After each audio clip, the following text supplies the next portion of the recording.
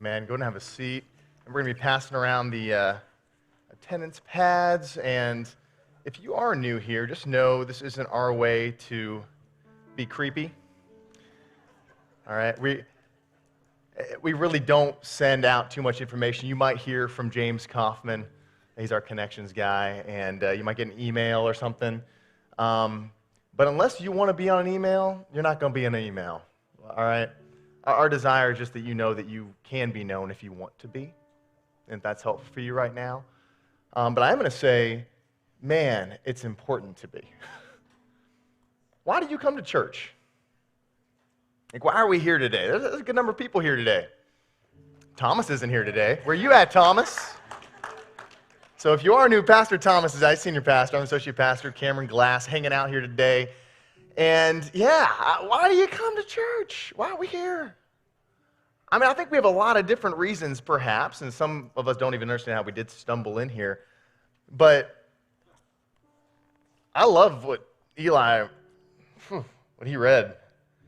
Ephesians 4:31, put aside all bitterness, losing your temper.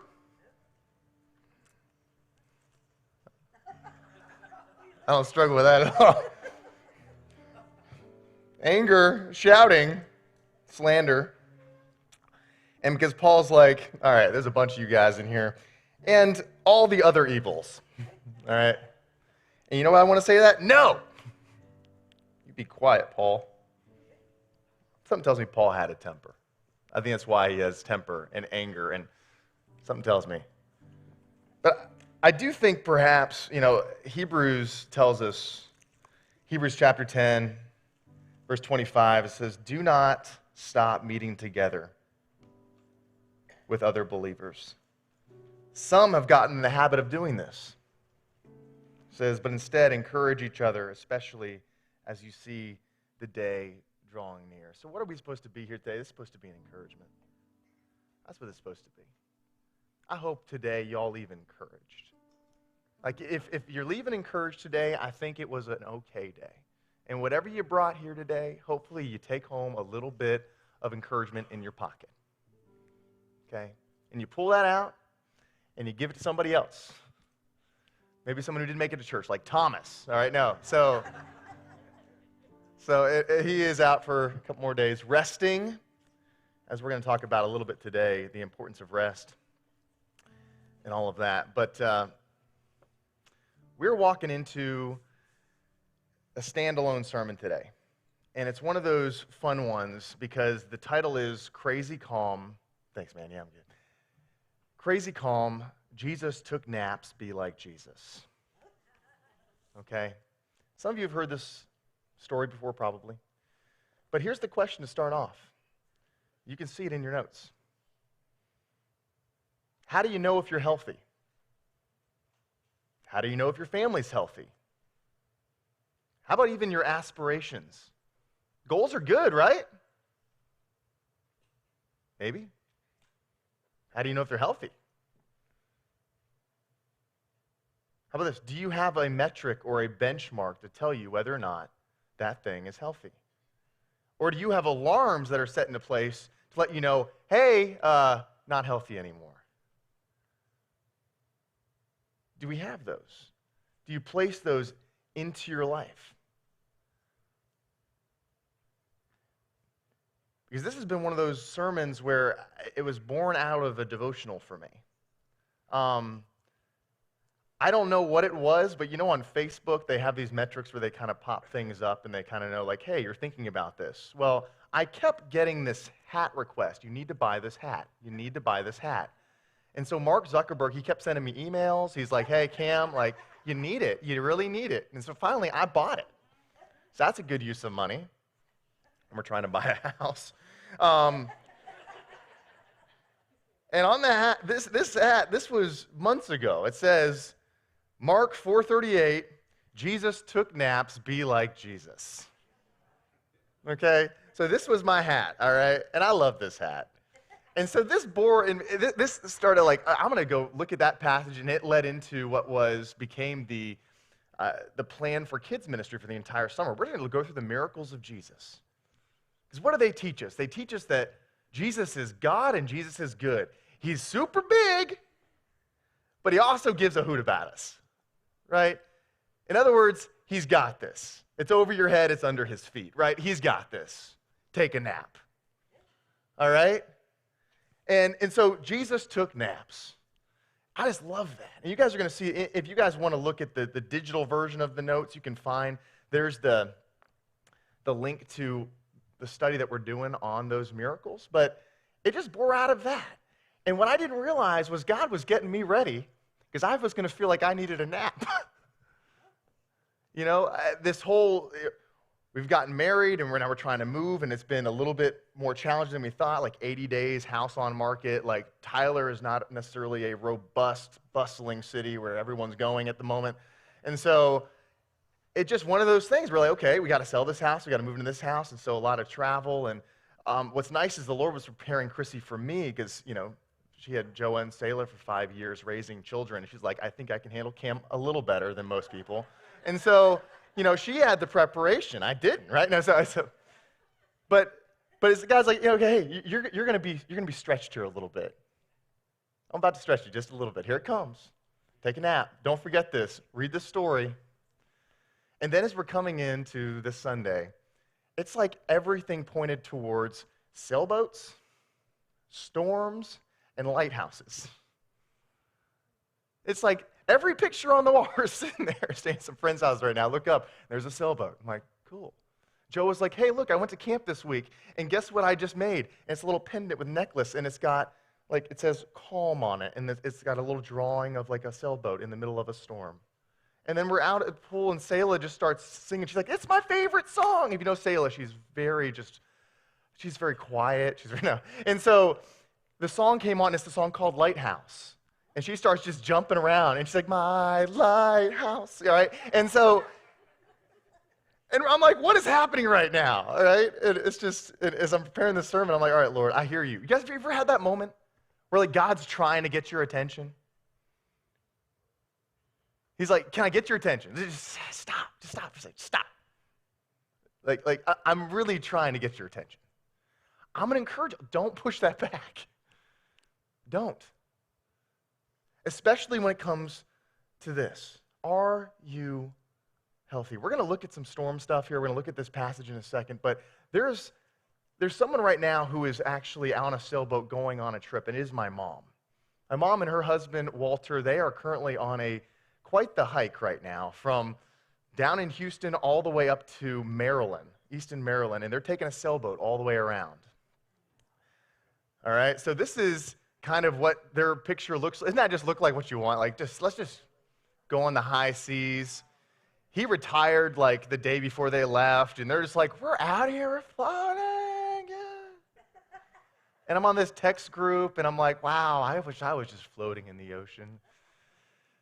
And then around 2 a.m. in the morning, my brother's a pilot, and so my mom started sending out pretty intense text messages going like, okay, what's going on with this? I didn't know. I was sleeping. All right? I had no idea this was taking place. I put my phone on silent because this is what was going on.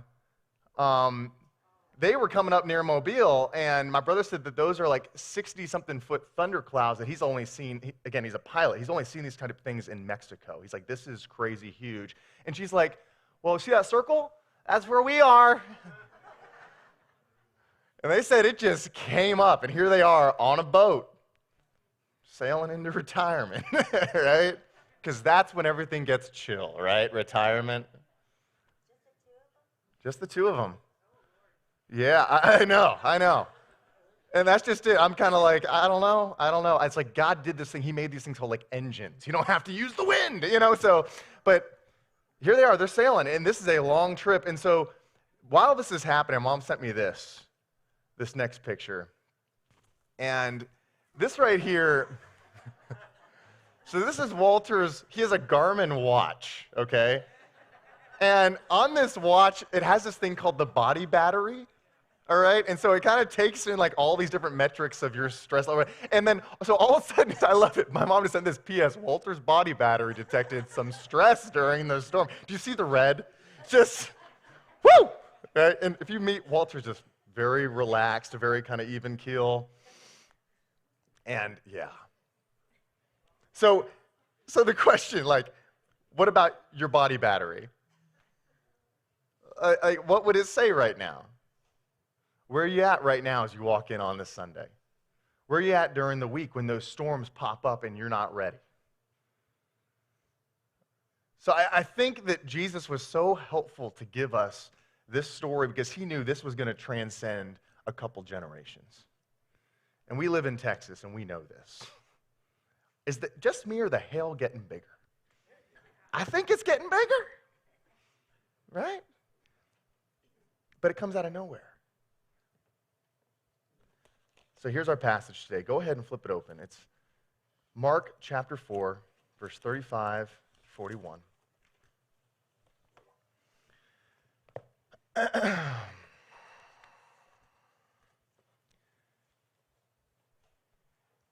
I'm going to go ahead and read. If you have NIV, I actually like that more than the CSV. Because in verse 37, it says a furious squall came up, all right? Which is gale force winds. It's an intense storm, but there's something about that word squall. It's one of my favorite words. All right. So here's the question. How's your body battery? And like Jesus, when things get crazy, can you be crazy calm?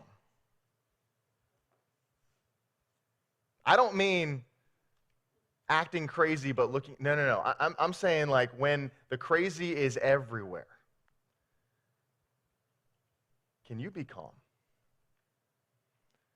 And does he give us any help on how to get there? I think so. Because if your body battery is going stress, worry, anger, like we need to listen to that. And so let's see what Jesus has to say about it. Here it is. Mark chapter 4, starting off for verse 35. Later that day, when evening came, Jesus said to them, "Let's cross over to the other side of the lake." And they left the crowd and took him in the boat, just as he was. Other boats were also following along, and gale-forced winds, a squall, arose, and waves crashed against the boat so that the boat was swamped. But Jesus was in the rear of the boat, sleeping on a pillow. He's so cool. They woke him up and said, "Teacher, don't you care about us drowning?" Think that was their tone of voice? No, all right? Are you serious, Jesus? We're going to die. So Jesus, I'm sure, woke up and he says, "Oh, hey, guys, morning." Like, what is Jesus like when you wake him up out of a hard nap? I know me. I'm not like, "Hey, guys, give me a second. Let me fix the waves. Forgot about the waves." You know, I don't know. Something tells me, though, it's not like me when I wake up. "Don't you care about us drowning?" And it says that Jesus got up and gave orders to the wind, and he said to the waves, "Quiet, be still." And the wind settled down, and there was a great calm. And Jesus asked them, "Why are you frightened? Don't you have faith yet?" Or the NIV, which says, "Do you still have no faith?" So this is one of those passages I think that's so helpful because if you put it in its context, you realize this gets honest real fast. And maybe one thing we need to walk into here before we begin anything is just a little bit of grace. Give yourself a break. Okay? Because there's one thing I think the author, Mark, who wrote this, was trying to communicate was that, hey, like, not only are you human, Jesus was human too. Okay? He gets you. He sees you. And so when you're in that moment, first of all, take a break and give yourself a little grace. You are a human being. And that's okay. Don't stop there, but it's okay. Breathe for a second. And when other people in your home are acting like a human, it's okay. When someone's feeling something, even if it's not true and you're on the outside objectively, you're like, well, actually, if you really thought this through, and you're like, I'm not thinking, I'm acting. And like someone's got their emotions all worked up, give them grace. Again, this is a great sermon because I'm terrible at this. Like, I'm learning with that, but I didn't grow up with girls. It was my brother and my dad. His favorite thing was suck it up, all right? I tore my ACL in soccer, and he said, get up, and I did. And my knee popped out of the socket, and I fell on the ground, and all I heard was, oh. And then my dad said, stay down. And I'm like, okay, that was my...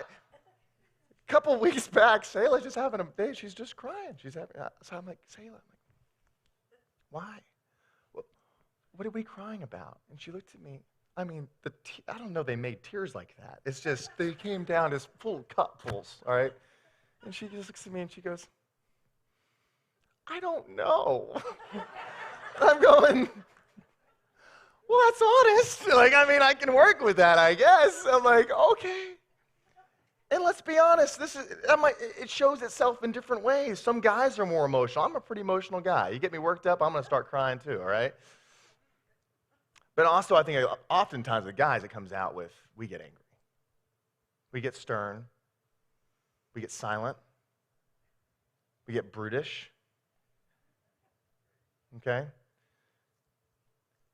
First of all, we need to take a second, all right, and ask what's going on with the story and why would Mark write it? Mark could have written anything he wanted, all right? They were moved by the Spirit to write what they wrote in the Gospels, all right? But they were human. They didn't have to write it. Notice each gospel account's a little bit different. So what's going on with Mark? And this is, I think, maybe one of the most helpful things. Mark was perhaps the most human of humans when it came to writing the gospel accounts, okay? So first of all, let's start with Mark the man. First, his name was actually John Mark, all right? He's first mentioned there in Acts 12:12. And he's someone who deserted Paul in the middle of the first missionary journey, okay? He got out there, he got a little bit stressed. I love, this is from a commentary, it says, either there was fatigue of the journey, or a fear of danger, or weariness in his work, or affection for his mother. Or be what it was, it seems in the apostles' opinion of the matter, he was very blameworthy. In other words, Paul thought Mark was blameworthy, and on account of it, very undeserving, at least at present, of being a companion on their travels. And basically, Paul just pushed him aside. I don't want anything to do with you, man. If you're going to desert me in the middle of our very first missionary journey, you have no right. And his cousin Barnabas was like, hey, come on, Paul, like be a little more patient. Paul's like, I don't think so, because I'm going to write later about not being angry. I didn't write that book yet. And so, all right? And so he's like, I'm done with you. So here's Mark, okay? And he's probably a late teenager, 17, 18. Ever seen a 17 or 18-year-old be like, I changed my mind? And he's like, I can't do this. I'm scared. I need my mommy. And he left. And now, about 23 years later, probably, around 46 AD is when that first missionary journey was. Around 68 or 70 was when he wrote this book and probably finished it right after the Jewish people were under siege by the Roman army. And they took over and they destroyed the temple. And so now, as this book is being put out on New York bestsellers list, the temple is falling. And Mark's going, all right, desertion, destruction, everything literally is falling apart around me. I thought I gave my life for this, and now my own home place that I have given myself, it's just been destroyed. And then he's like, I'm going to write a book, the gospel of Jesus Christ. Because only a couple of years later would he be killed by these pagan people in Alexandria who said, I don't like what you're saying. I don't like how you're preaching. So they tied him to the end of a horse's tail, put the other side around his neck, and they drug him until he was dead. And here he is, pretty human, going through pretty human stuff, dying a very brutish human death. But Here's Mark, probably pretty uneducated.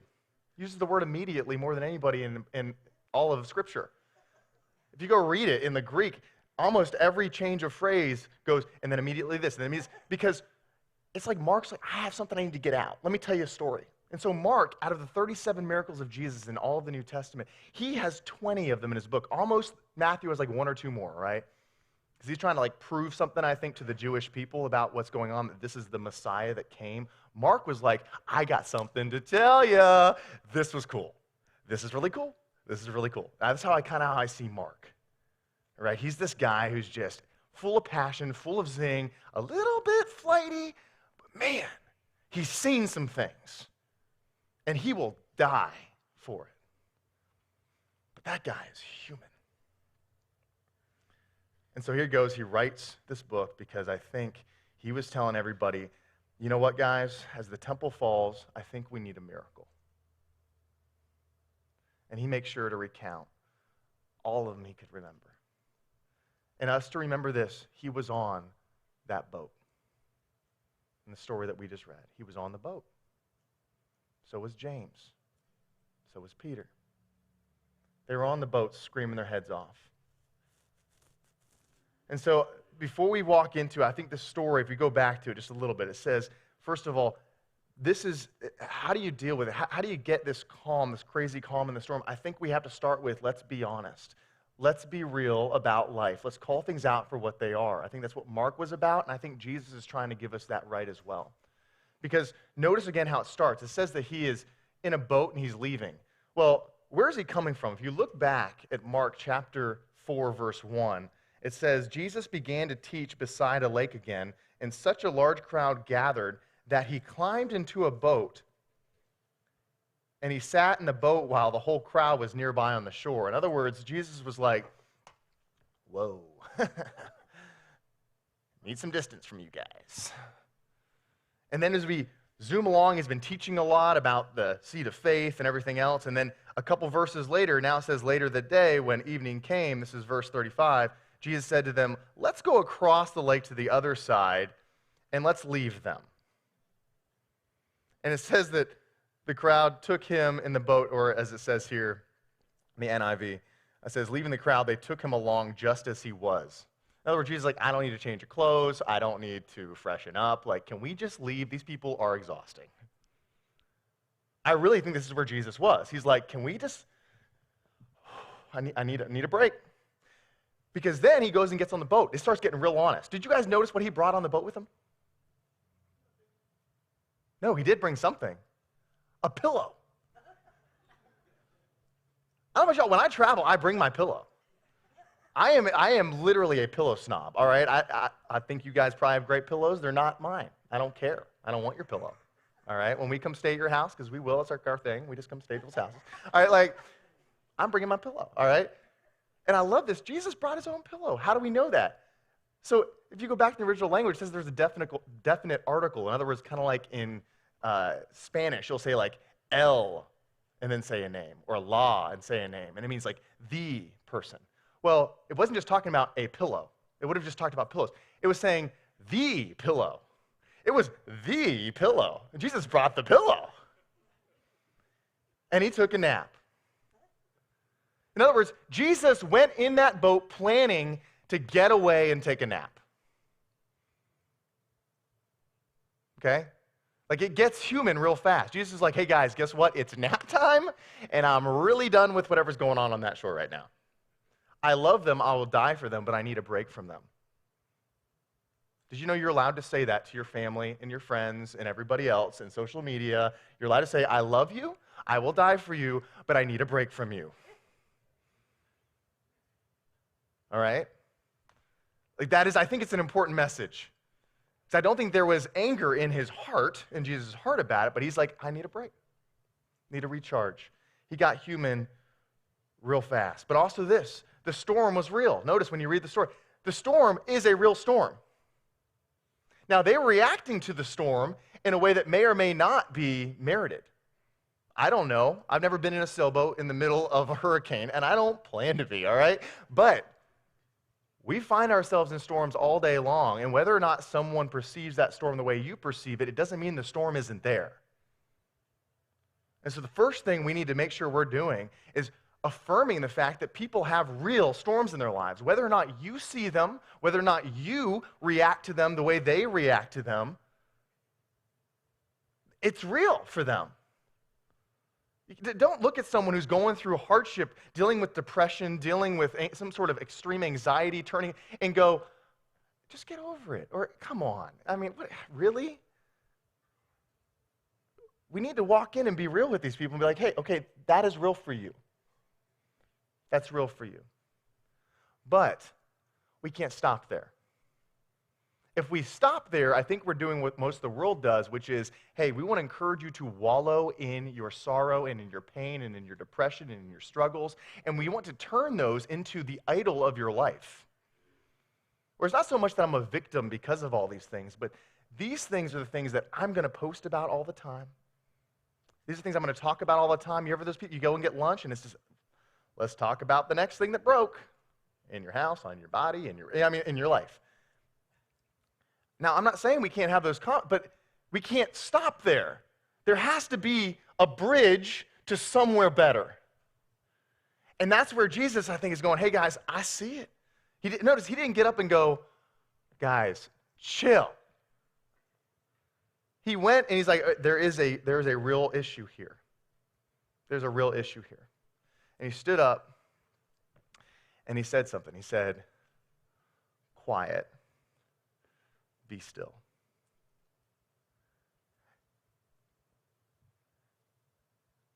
I'm trying to visualize in my head. This is how my brain works when I think about these stories. I want to be on the boat with them. And I just wonder, as these kids are all running around, freaking out, and the storm's going crazy, imagine, like, close your eyes. Have you been in that place where it feels like everything's just voices, voices, voices. They won't stop, just crazy. I wonder, as Jesus kind of got up, whether or not, yes, he said to the waves and he said to the wind, stop or quiet, be still. But I wonder, as he said that, if he wasn't making eye contact with his disciples and going, quiet, be still.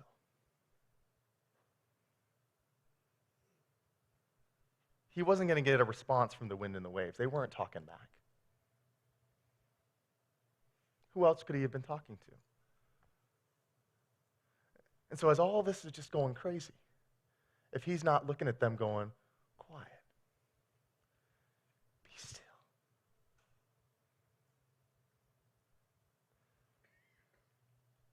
Where does he need to say to us, quiet, be still? I see it. I see the storm. It's real. I hear you. I understand. But quiet now. Be still. Guys, I've needed that this month. Quiet.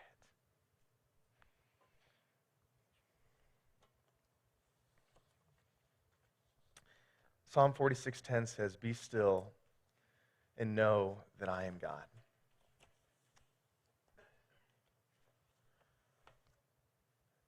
But how? Okay, there's a storm. Where's Jesus?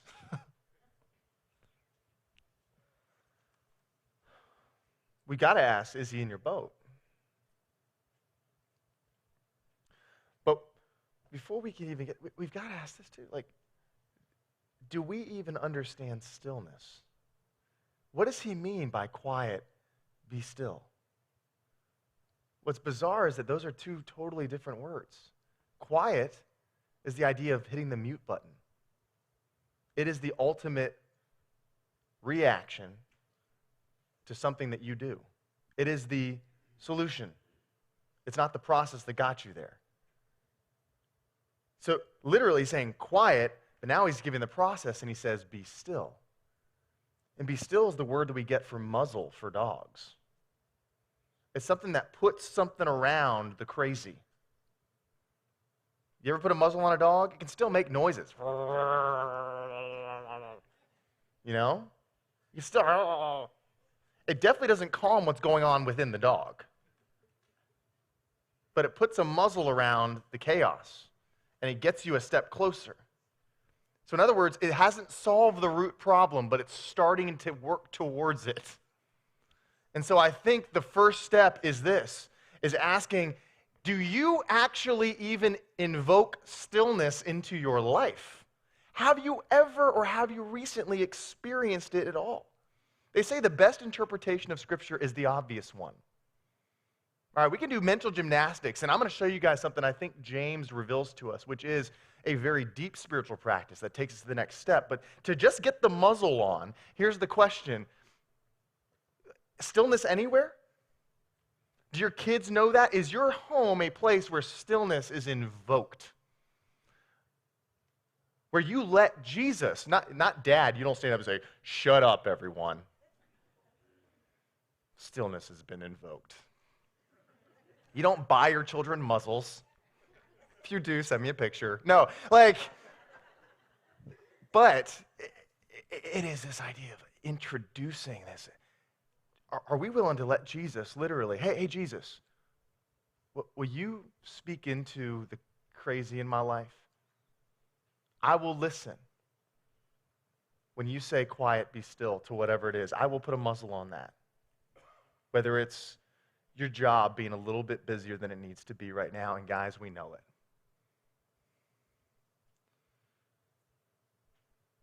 Whether it is just not honestly spending any time together. So we don't have time to invoke any stillness because we're not still. We're everywhere.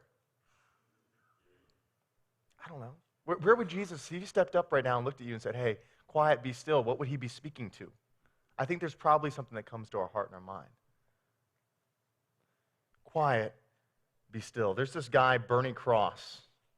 His job was literally to record nature sounds. Okay? And he did it for 40-something years. He did a TED Talk. I'll give you guys the link. If you go online, you can find that. And he said back in the day, I'm talking years and years ago, what was the year? 68? He said it would take 15 hours of recording in nature to get a actually unpolluted 1 hour of sound. Because he would use these then in movies. You want to be able to watch a movie like A Bug's Life, and you want to hear stuff going on, right? You don't want to hear and you're like, where's the plane? It's not. It's just in the sound. All right. He's saying that today it takes 1,000 to 2,000 hours is what he's saying. Now, I'm not saying good or bad or otherwise. Technology, I'm not like, oh, it's the plane's fault. But here's the question. If there is no such thing as actual silence and stillness and quiet, that means we need to go out of our way to find it and to create it. To create the sound, to respond to quiet and stillness. And this is what I think is maybe one of the most intense but important stories in all of Scripture, which is Elijah, all the way back in 1 Kings 19, where he's running from this matron of evil who basically has said, I'm going to come and kill you because you just killed all my prophets. If you remember, he did a show off. And he said, all right, guys, here's the deal. I've got a sacrifice here. You got a sacrifice here. We're on a mountain full of Carmel. No, it's called Mount Carmel. All right, so, and you've got all these prophets of Baal. And you guys can see if you can just burn it down. And I'm going to see if I can burn it down, but you all go first. And they're like, and they can't, they're, God, please burn it down. They're singing to their own gods, and it doesn't happen. He's like, all right, well, go ahead and get some water, and let's just douse mine with water. He's like, more water. And then he's like, watch this. Okay, and then he goes and he gets a sword and kills all of them. Now, back in the Old Testament is the idea of we got to get rid of everything that is evil, right? And so the idea is that you can't leave a little bit. Well, the queen, who, these were her prophets, she got angry and said, I'm going to kill you. And so in 1 Kings 19, I love it, the heading is, he ran. Jezebel sent a message to Elijah with his messenger, "May the gods do whatever they want to me if by this time tomorrow I have not made your life like the life of one of those prophets." Ooh. So Elijah was terrified. He got up and ran for his life. He arrived at Beersheba in Judah, and in that place he found some solitude underneath a tree. He lay down and he took a nap. Got another person taking a nap. Different kind of nap. This one was based off of extreme fear and I think anxiety and the fact that he just ran like 50 miles. Okay? He just did a marathon. He laid down. He's like, and I think we do that too, right? When things get really stressed out, you're like, and sometimes that can be a good thing. But I think what God knows is that he wasn't actually running from her. He was running from God. And God found him.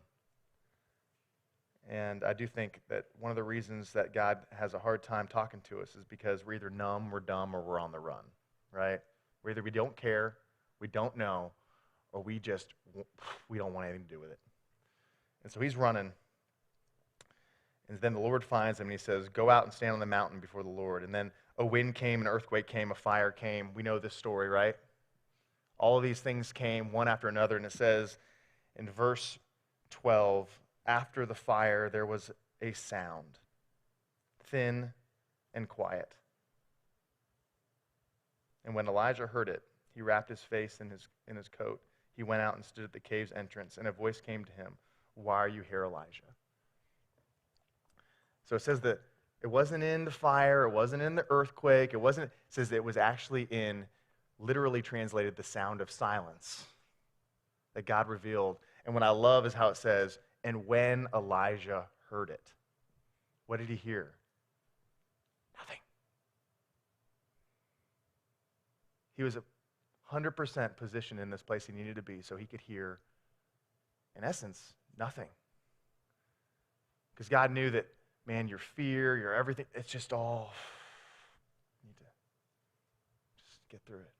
Find yourself, go find that place of solitude, take a nap for a second, and then I'm going to wake you up. Let me speak. Again, do we know what silence sounds like? Okay, I can get into the spiritual practices of stuff, but if we're not actually putting ourselves in a place to give silence a chance, God is not going to scream in your ear when everyone else is. And again, it might not be everyone else. The turmoil might be here, and God wants to say to you, quiet, be still, put a muzzle on it so we can begin the process. Find some silence. If you don't have a room for silence, go watch the movie Prayer Room, or what is it, War Room. And she takes an entire closet and just turns that thing, and she's got I just love this movie. It's a great Christian movie. But it's like, do you have a place? Do you have somewhere you go? Do you have something you do that helps you reset in silence? Again, it's okay to be real, but we can't stop there. We have to be still. And I think Jesus is showing us both are required. What else do we need, though? After we've been silent, now we need good advice. Okay? And who are the two best people to give advice? One, Jesus. And two, I think the people we're going to listen to really, our future self. Imagine if you could dream into the future and tell yourself, hey, don't do that. Hey, rethink that. Hey, stop that.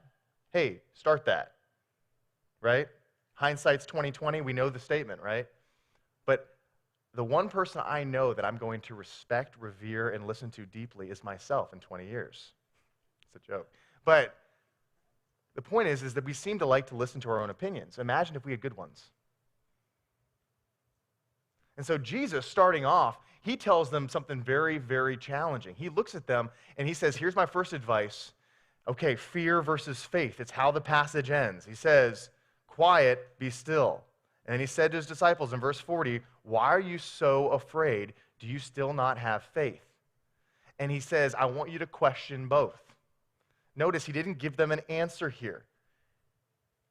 Read the rest of the passage. It talks about faith a lot. But right in this moment, I don't think they're looking for a lecture. He's just saying, okay, reset. You're looking a little bit too human right now. I know we all are, but fear versus faith. You need to question those and ask which one of them actually is active, which one of them is passive, which one of them is in control, which one of them has left the building, okay? Because if your faith is there at all, if you are practicing and engaging that faith, it will show up in those moments. If you are actively engaging in things that keep you from engaging, your fear will show up. Those are the two options.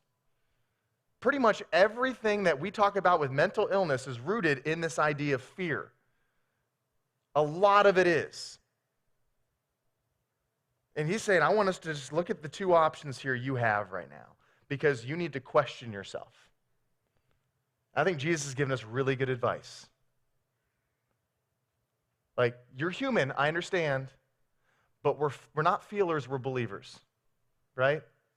I know you feel this way right now, but we got to bridge the gap. We got to take another step.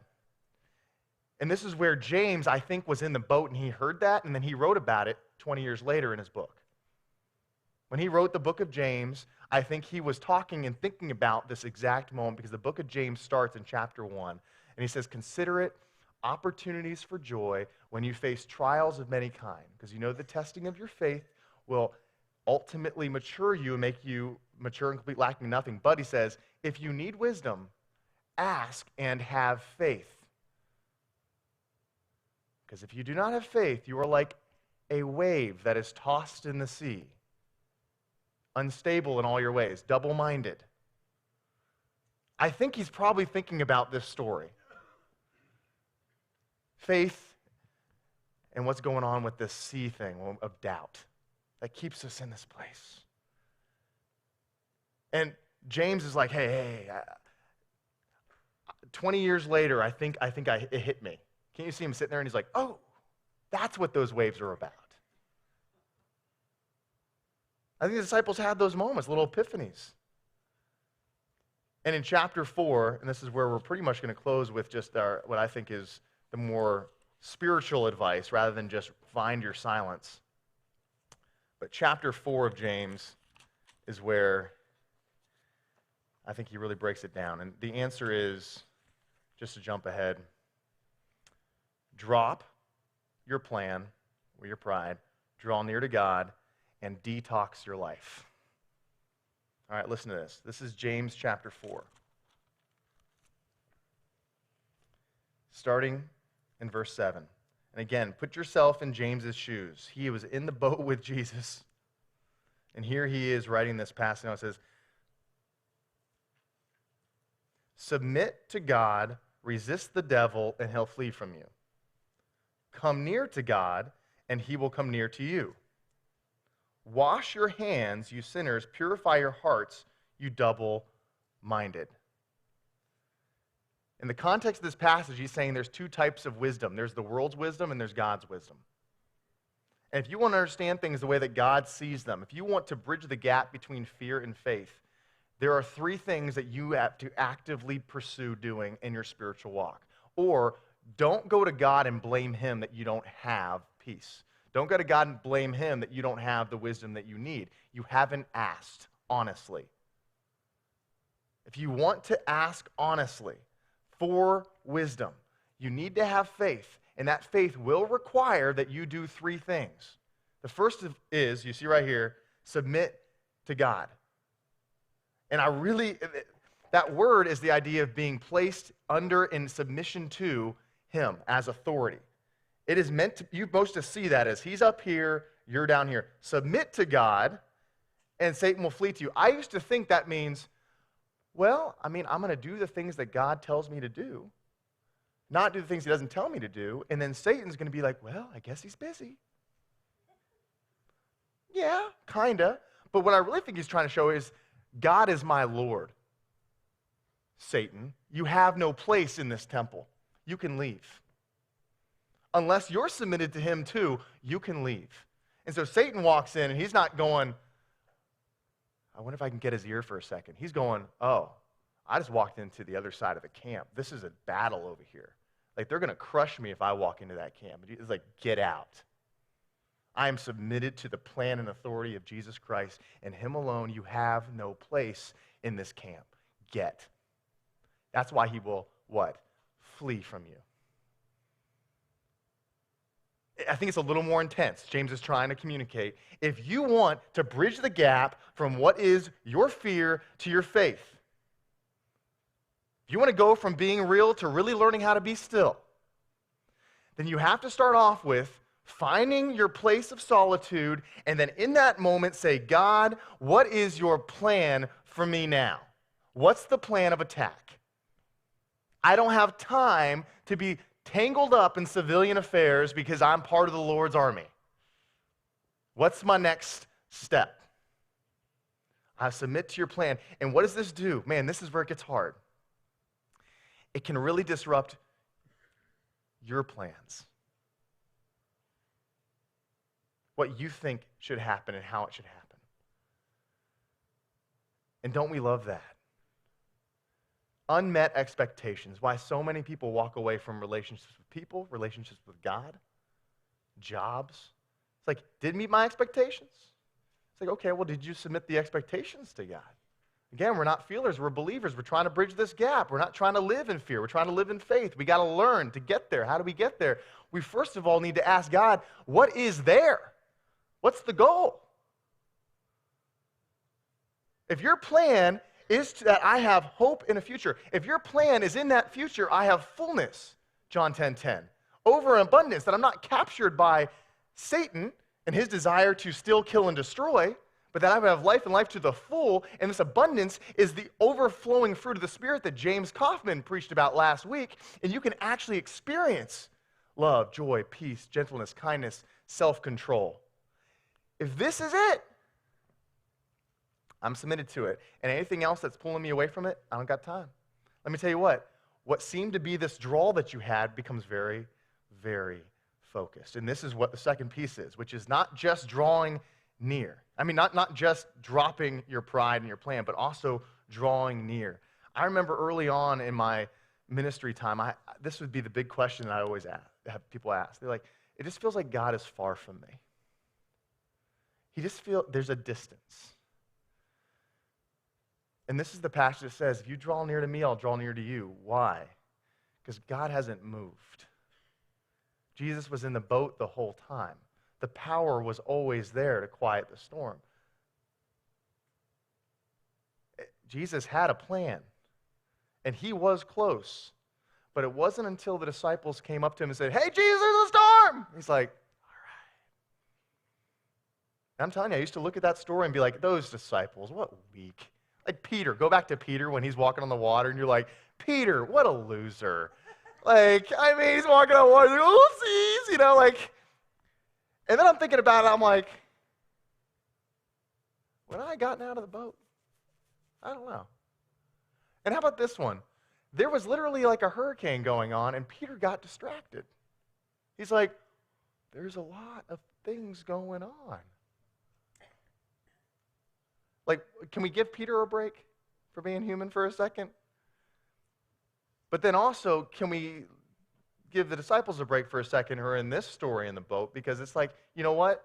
Your storm will never stop until you call it out. If you act like your storm doesn't exist, it will continue to exist. You've got to deal with the storm, but you got to submit it to God. And in this particular area, it says you need to draw near to Jesus. Take that storm and bring it. And say, I'm gonna draw near to you and find in your presence the peace that only you can provide. The last is to detox your spirit. So this is a pretty intense closing.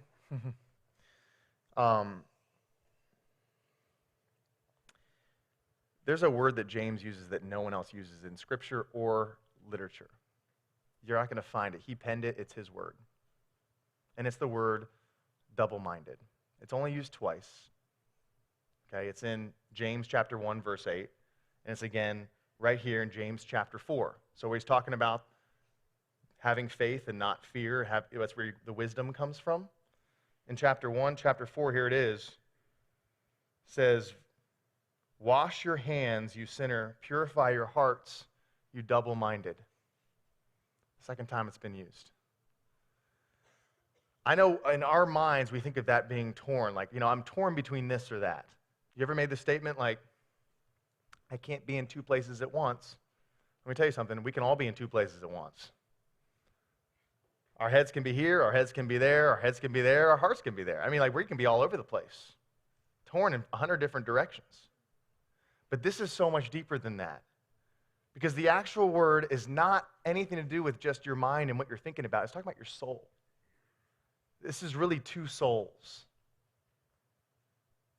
He's saying, you need to clean and detox some stuff out because the demons got you.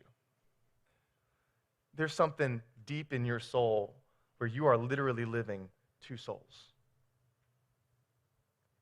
And again, I don't think James was making this up. I think he got to the other side of the lake. Right after this story, in Mark chapter 4,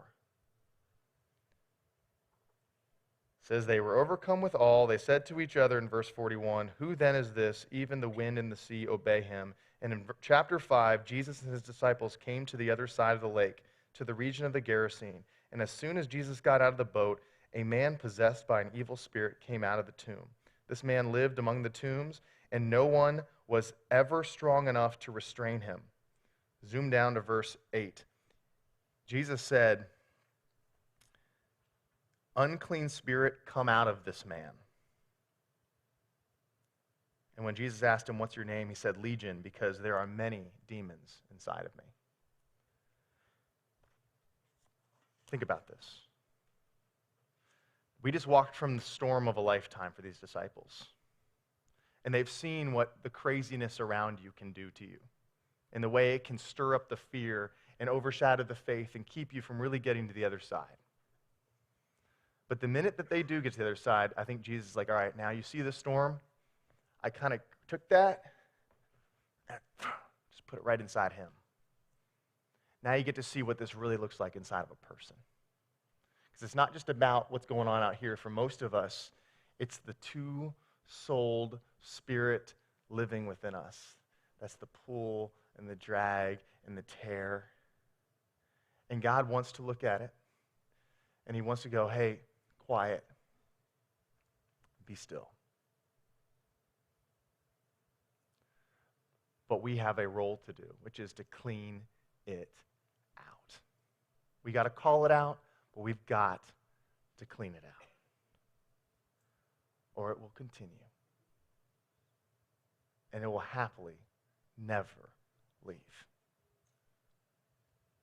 Two types of storms, two types of souls, but the reality is there's only one real solution, right? We have to be honest with God. God, I've got a storm in my heart right here. I've got something that's pulling me in a way that it shouldn't. I have something that has control over me, and it shouldn't. I need you to help me with this. I'm going to be really honest with you, but I need you to help me with it. And we need to walk through a detox of our soul. I just did a detox with Chrissy that was just had to do with like fruit. It's easier than the soul detox. But it took a lot of work.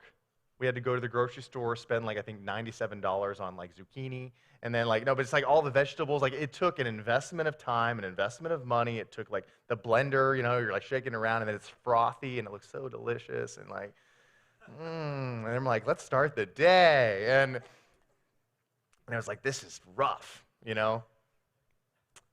and we just kept making this stuff, and But let me tell you something, you fill up a green frothy cup for me now, I will drink that thing. I hope it's vegetables, because I get more energy than I've ever had in my life off that. It's crazy. Here's what's awesome. It's supposed to clean you out when you do that. I didn't at all. I'm sharing with you guys things you don't need to know about me. But guys, I'm thinking to myself, Cam, how much nutrition were you deficient of?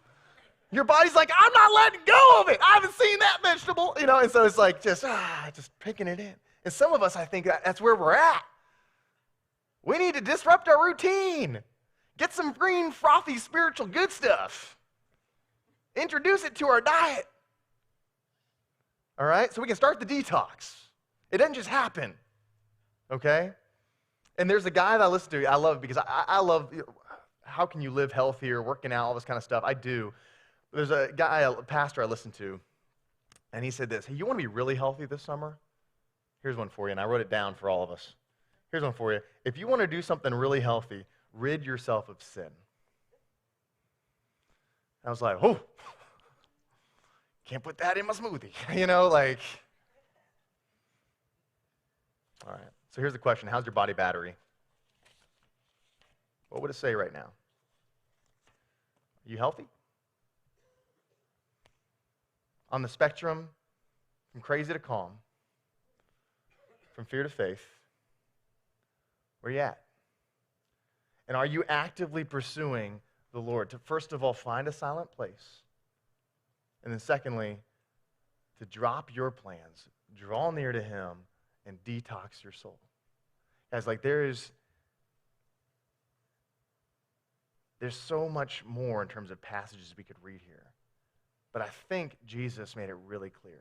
If you want this, you can on this side of heaven. You can actually bring heaven here. So let's go ahead and pray. Father, we love you, Lord, that you want to be with us. You want to be in our boat, if you will. And so I want to ask, Lord, just for right now, Lord, for all of us in here, and maybe you need to yourself, just to, God, whatever comes to mind first, what is the storm? What is it?